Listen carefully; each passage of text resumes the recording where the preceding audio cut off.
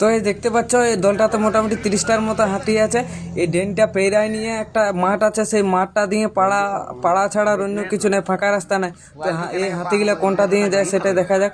মোটামুটি এই ড্রেনটা ভালোই গর্ত আছে, জিসিপি দিয়ে তাড়িয়েছিল, সে কারণে হাতিগুলার উঠতে কষ্ট হয়েছে।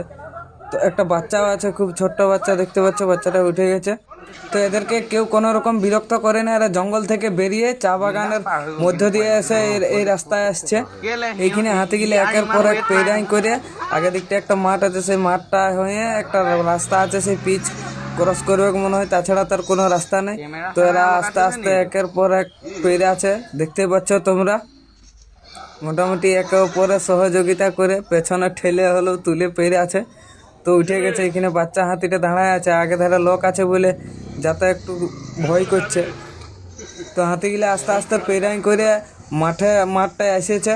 এরপরে গা আছে, ঘরও আছে, সেই গাঁয়ের মধ্য দিয়ে যাবে হাতিগুলো। আর তো কোনো রাস্তা নেই, একটাই রাস্তা। তো দেখা যাক কোনটা দিয়ে যায়। মোটামুটি প্রায় সব হাতি উঠে গেছে, চলে এসছে। আর এখানে ছাগল বাচ্চাগুলো দাঁড়ায় আছে, এরা কিছু বুঝতে পারছে না এগুলা কি বটে। আর এরা একের পর এক সব দল বাঁধে রাস্তাটা পেরে আছে। তো দিনের বেলায় ঢুকে গেছে, মোটামুটি গাঁয়ের মাঝে দিয়ে পিচ রাস্তা হয়ে যাচ্ছে সব হাতিগুলা। ছাগল বাচ্চা 3টে দাঁড়ায় দাঁড়ায় দেখছে, এদেরকে কিছু করে নেই অবশ্য। হাতিগুলা নিজের ইয়ায় পেরে চলে যাচ্ছে।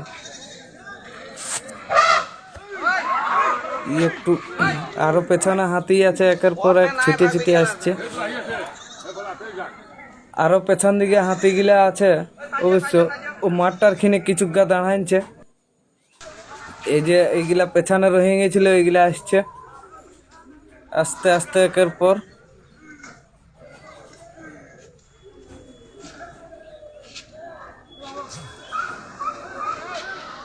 তো এই হাতিগুলা পেরা তো মনে হয় একটু ভয় করছে রাস্তাটা।